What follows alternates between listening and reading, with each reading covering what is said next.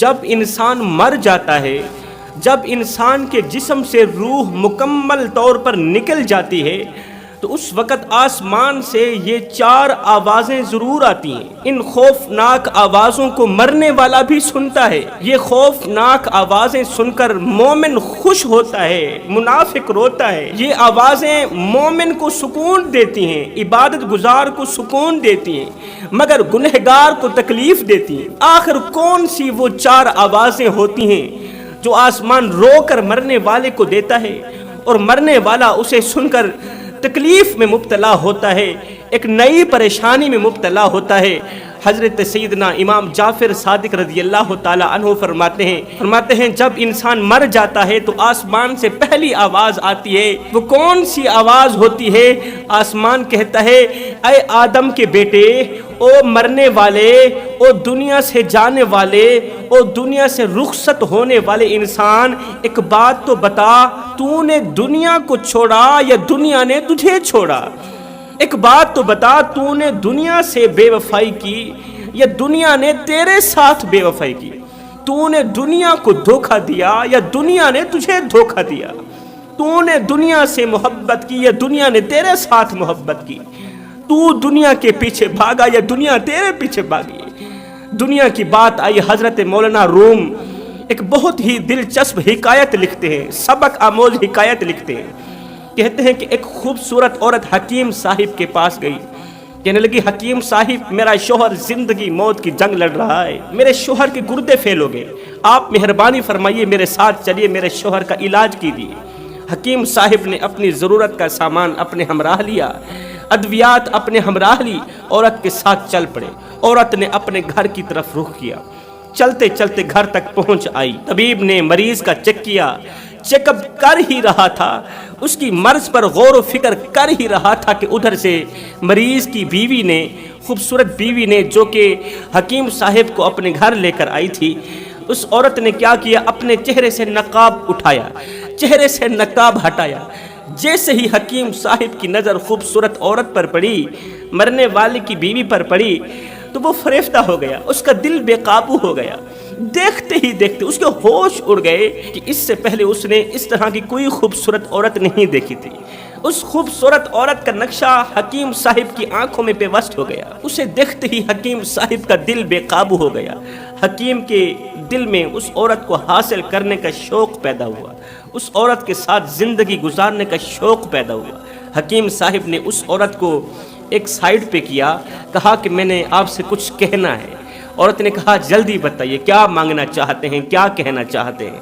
اس نے کہا، یہ جو تمہارا شوہر ہے، یہ زندگی موت کی جنگ لڑ رہا ہے، اور تم اتنی خوبصورت ہو کہ چاند بھی دیکھے تو شرما جائے، اس کے گردے فیل ہو گئے ہیں، اب یہ تو نہیں بچ پائے گا، لہٰذا میں چاہتا ہوں تو مجھ سے شادی کر لے۔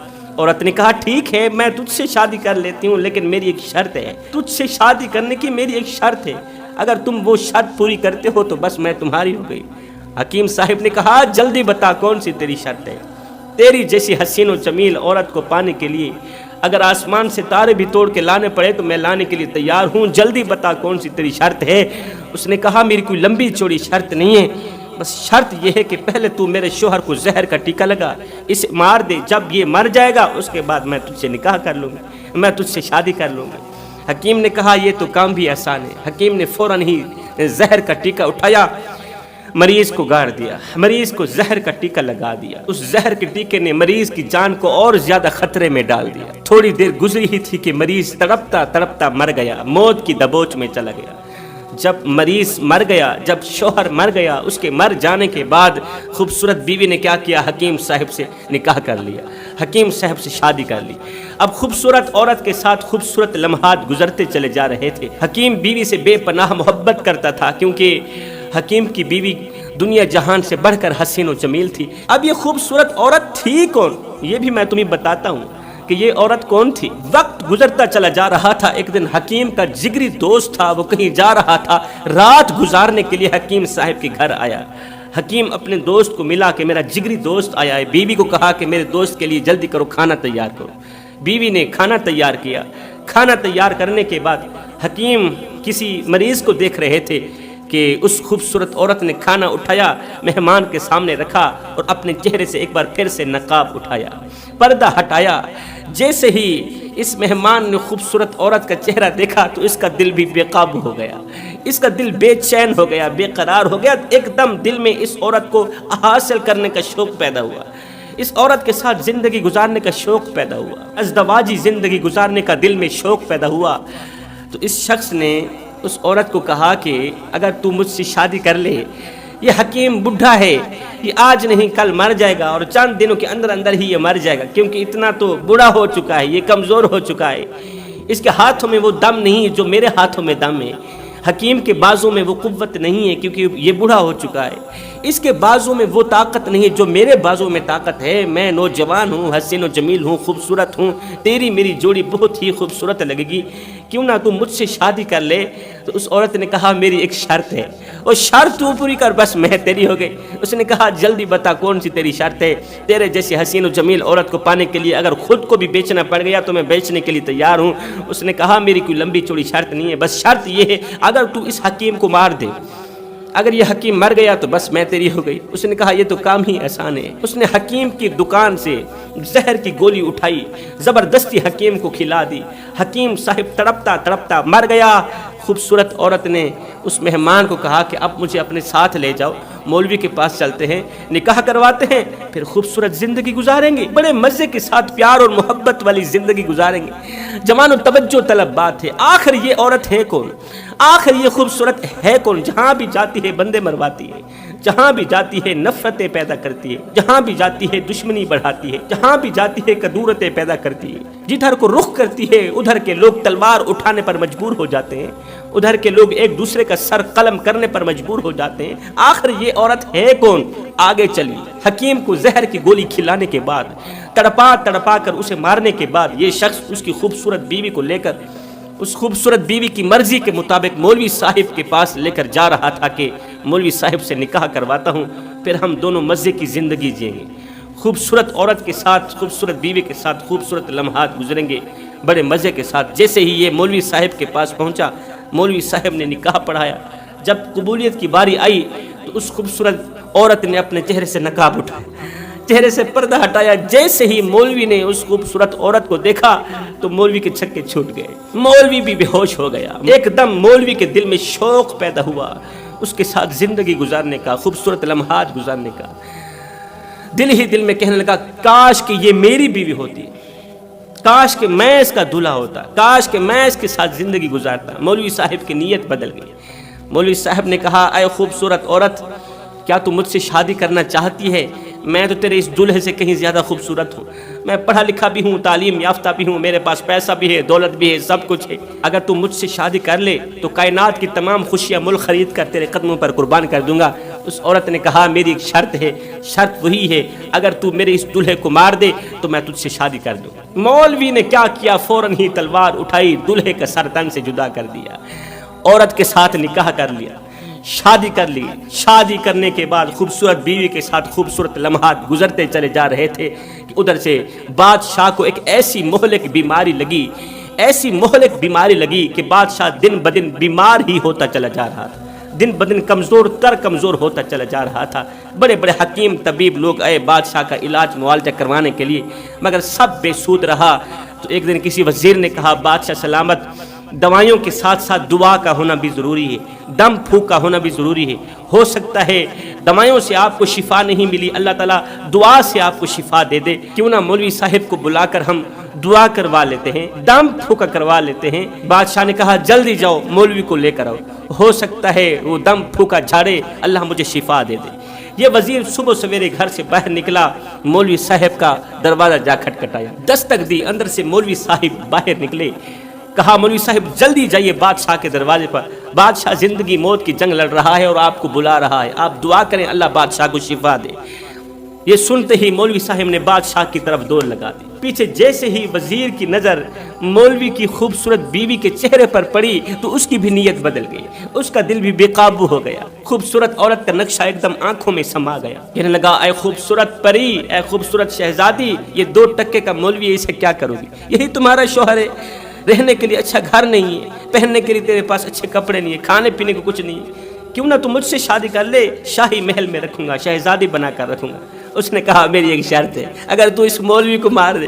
آخر یہ ہے کون سی بلا جدھر کو جاتی ہے بندے مرواتی ہے، جدھر کو جاتی ہے ایک دوسرے کے سامنے تلوار اٹھانے پر مجبور کر دیتی ہے، ایک دوسرے کے سر قلم کرنے پر مجبور کرا دیتی ہے۔ آخر یہ ہے کون سی بلا؟ آگے جا کر بتاتا ہوں، توجہ سے سنیے گا۔ وزیر نے کیا کیا، ادھر سے بادشاہ کو دم کرنے کے بعد مولوی اپنے گھر کی طرف آ رہا تھا تو وزیر طاق میں تھا۔ جیسے ہی مولوی نے گھر کی دہلیز پر قدم رکھا تو وزیر نے تلوار اٹھائی، مولوی کا سر تن سے جدا کر دیا، اس کی بیوی کو لے کر شاہی محل میں داخل ہوا۔ شاہی محل میں داخل ہوا، ہر ایک کی نظر اس کی بیوی پر، ہر ایک کی نظر اس خوبصورت عورت پر۔ اب جیسے ہی بیمار بادشاہ کی نظر اس عورت کے چہرے پر پڑی تو اس کی نیت بھی خراب ہو گئی۔ جیسے ہی بادشاہ نے اس خوبصورت عورت کا چہرہ دیکھا، بس دیکھتا ہی رہ گیا۔ اس کے چہرے سے بادشاہ کی نظر ہٹتی ہی نہیں تھی۔ بادشاہ اس عورت کو دیکھتا ہوا اپنے تخت سے اٹھا، پوچھنے لگا تو کس کی بیوی ہے؟ کہا میں آپ کے وزیر کی بیوی ہوں۔ کہا اسی وزیر کی بیوی؟ اور اتنی خوبصورت عورت، اس سے پہلے حسن میں نے دیکھا ہی نہیں ہے۔ کیا کمال حسن ہے، کیا کمال خوبصورتی ہے کہ چاند بھی دیکھے شرما جائے۔ ایک دم بادشاہ کی نیت بدلی، بادشاہ کے دل میں اس خوبصورت عورت کو اپنی بیوی بنانے کا شوق پیدا ہوا، اس کے ساتھ زندگی کے 2-4 دن گزارنے کا شوق پیدا ہوا۔ بادشاہ نے کہا اے عورت، علیحدگی میں میری بات سنو۔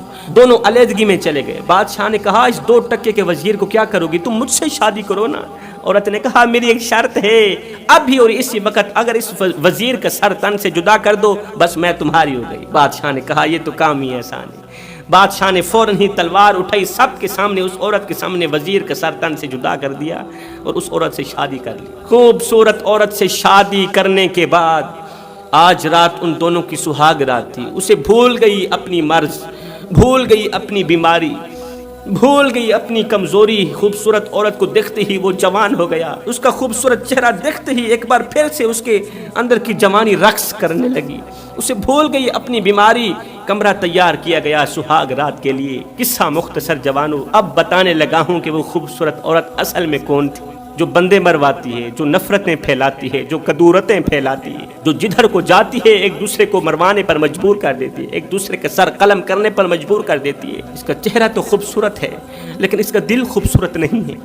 آخر یہ ہے کون سی بلا؟ اب بادشاہ اور اس کی خوبصورت بیوی دونوں اکٹھے سوئے ہوئے ہیں تو بادشاہ نے پوچھ لیا اے حسن کی ملکہ شہزادی اپنا تعارف تو کرا، تیرا نام کیا ہے؟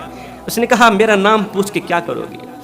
کہا تیری عمر کتنی ہے؟ اس نے کہا میری زندگی اتنی ہے کہ میں نے اپنی زندگی میں کروڑوں لوگوں کو مروایا ہے، اپنی زندگی میں اپنے ہاتھوں سے میں نے کروڑوں لوگوں کو مروایا ہے، ایک آپ رہ گئے تھے، آپ کو بھی مروانے آ گئے۔ ایک دم بادشاہ کی آنکھ کھلی، کہا یہ تم کیا کہہ رہے ہو؟ تیری جرت کیسے ہوئی بادشاہ کے سامنے اس طرح کے الفاظ بولنے کی؟ اس نے کہا میں سچ کہہ رہی ہوں، میری عمر اتنی لمبی ہے کہ میں نے اپنی زندگی میں کروڑوں سے بھی بڑھ کر لوگوں کو مروایا ہے، کروڑوں لوگوں کی زندگی اجاڑی، کروڑوں لوگوں کی آخرت برباد کی، ایک آپ رہ گئے تھے، آپ کی آخرت برباد کرنے بھی آ گئی۔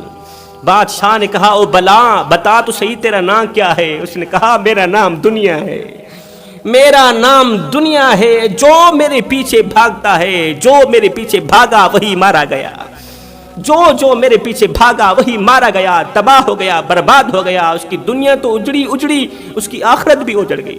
جو میرے پیچھے بھاگا، میں دنیا ہوں، دھوکے کے سوا میرے پاس کچھ نہیں ہے، فراڈ کے سوا میرے پاس کچھ نہیں ہے، دھنگا فساد کے سوا میرے پاس کچھ نہیں ہے، قتل و غارت کے سوا میرے پاس کچھ نہیں ہے۔ میں دنیا ہوں، میں دھوکے کا گھر ہوں، میں مچھر کا پر ہوں، میں مکڑی کا جالا، میں غدار، میں مکار۔ اگر تم میری محبت میں گرفتار ہو جاؤ گے تو تم بھی تباہ و برباد کر دیے جاؤ گے۔ جوانوں اس دنیا کے کئی رنگ ہیں، ایک رنگ نہیں، اس دنیا کے کئی رنگ ہیں، کئی چہرے ہیں، مختلف چہروں سے یہ تمہارے سامنے آتی ہے، مختلف روپ دھار کے یہ تمہارے سامنے آتی ہے اور تمہیں ورغلاتی، تمہیں اپنے شکنجے میں دیتی ہے۔ خدا را اس دنیا کی قید میں مت آنا، اس دنیا کے شکنجے میں مت آنا۔ تو فرمایا جو دنیا سے محبت کرتا ہے، جو دنیا سے پیار کرتا ہے، عشق کرتا ہے، جو دنیا کے بغیر زندہ نہیں رہ سکتا، آج وہ مر رہا ہے، اس کے جسم سے روح نکل گئی ہے، آسمان دیکھتا بھی ہے، رو کر کہتا ہے او تیرا ستیہ ناس ہو، مجھے اتنا تو بتا دے کہ تو نے دنیا کو چھوڑا یا دنیا نے تجھے چھوڑا،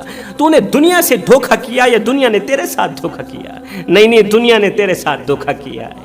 نہیں نہیں، دنیا نے تجھے چھوڑا، تو نے دنیا کو کہاں چھوڑا؟